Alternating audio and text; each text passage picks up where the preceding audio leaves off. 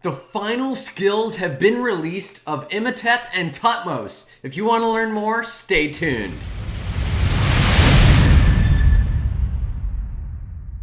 Hello, ladies and gentlemen. Imhotep and Thutmose have finally been released. We've gotten a little bit of details from them in the official Rise of Kingdoms video today.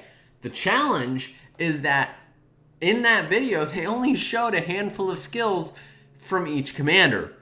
But what they did do is they showed those skills from the commanders in other languages. So I don't know if you've seen the Chisgul video. If you haven't, I'm covering most of the same stuff, so you should be good.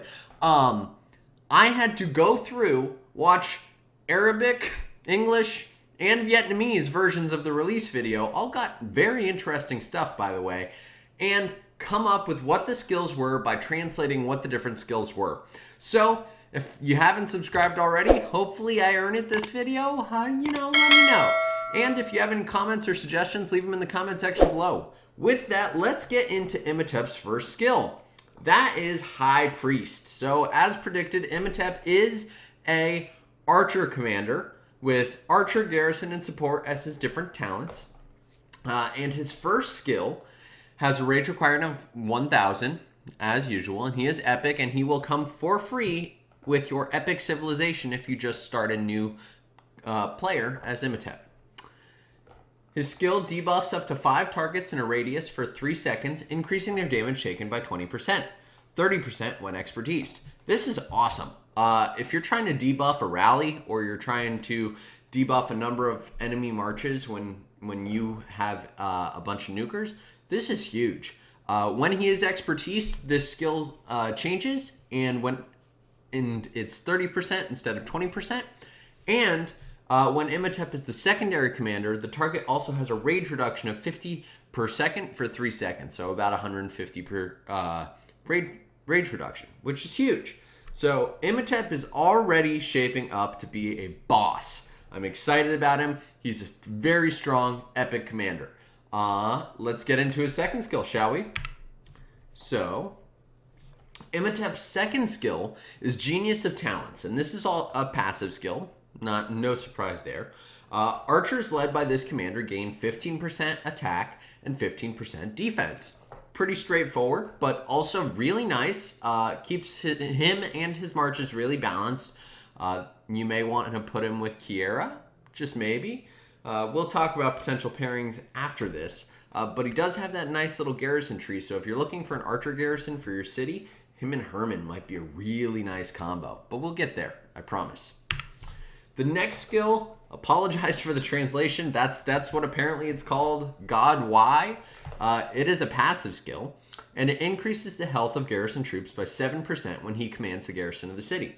So that's where we see that synergy with Herman really coming into play, because if he's got that health garrison buff, Herman has I believe a watchtower and garrison buff. So that should be really nice, good synergy. You can use the archer and garrison tree. And I would actually put Imhotep as secondary so you can take advantage of his expertise skill.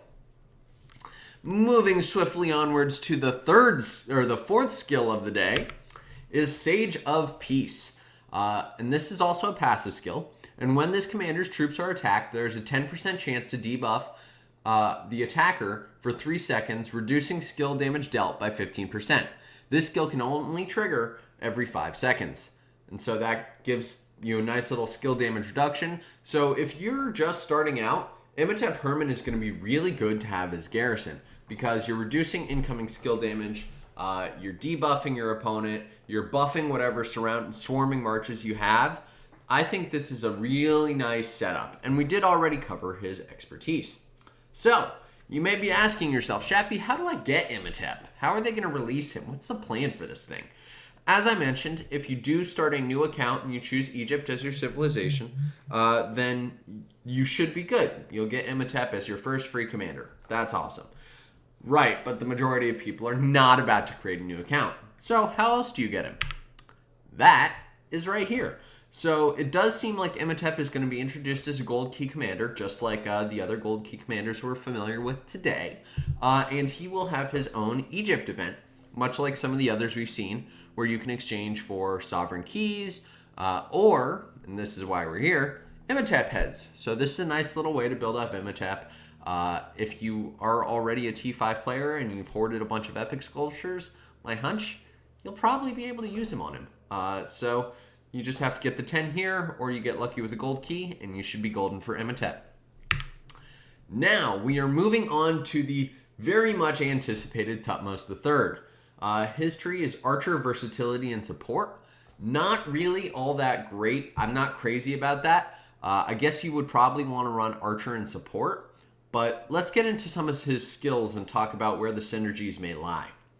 So his first skill is Brave Ruler, and this is an active skill with a rate requirement of 1,000. That's pretty standard. And he deals direct damage up to 3 targets in a forward fan-facing area with a damage factor of 1,000. Damage dealt to each target is reduced by 15% for each traditional target. That's, nothing new there. And the target also suffers 30% reduced healing for 5 seconds. So this is a big deal because Richard is a big healer. And if you're reducing the healing effects that Richard's receiving or Constantine's receiving, then you're really hurting the infantry marches that are out in the field. If you do combine this with another commander out in the field, like, Gilgamesh, then now that Richard is receiving reduced healing and the healing is hurting him. So Thutmose III may actually be a pretty nice pair for Gilgamesh. We'll have to get into some of these other skills before we can really say yes or no. Skill number 2, Empire Builder. This is a passive skill. All archer units led by this commander gain 15% increased attack and 10% increased march speed. So that's going to help catch all of those infantry marches that probably should not be trying to run away. And troops deal 15% increased damage outside of Alliance territory. So we love that. Dealing more damage outside of Alliance territory. This does say increased damage in general. So that includes skill damage. And we already know Thutmose deals a fair bit of skill damage. The issue that we're seeing here is there's no defense. There's no defense coverage. So will that be in the next skill? I don't know. But I will point out that this is already shaping up to be a really nice pair for Gilgamesh because Gilgamesh has health coverage. So now you get 15% increased attack and the march speed and the damage. So you've already got that healing debuff too. Let's check out that third skill. Conqueror of Matani. So this is a passive skill. And archer troops gain 10% increased defense on the field. Taking enemy damage has a 10% chance to debuff enemy troops, increasing their skill damage taken by 15% for 3 seconds. This effect can only activate once every 8 seconds. So this is huge.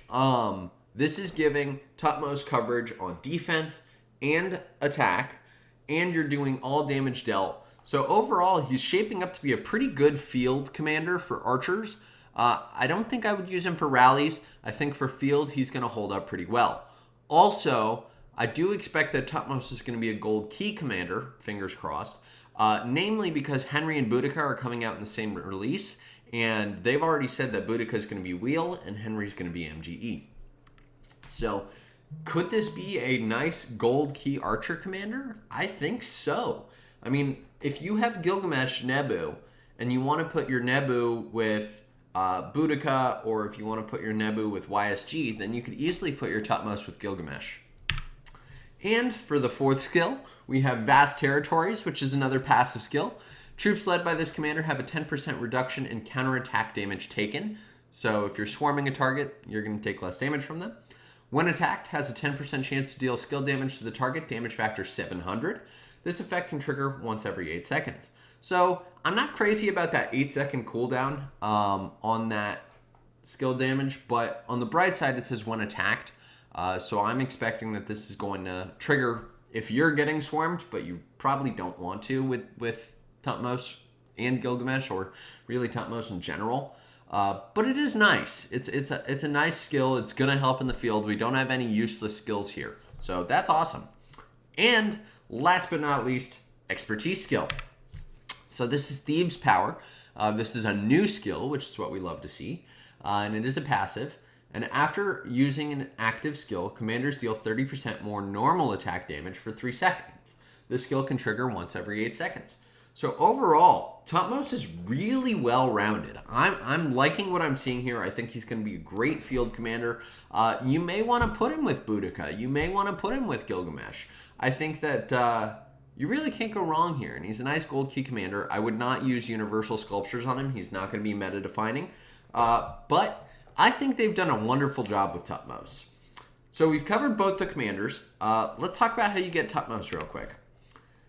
So the event that I'm really pumped for, there's a big Egypt event coming with the launch of the Egypt civilization. That'll be next week. I'll be covering all of the different aspects of that in another episode. So if you haven't already, do be sure to hit that subscribe button. But we do have an event coming, which is sign-in spoils, and you will get 10 free heads to unlock Thutmose.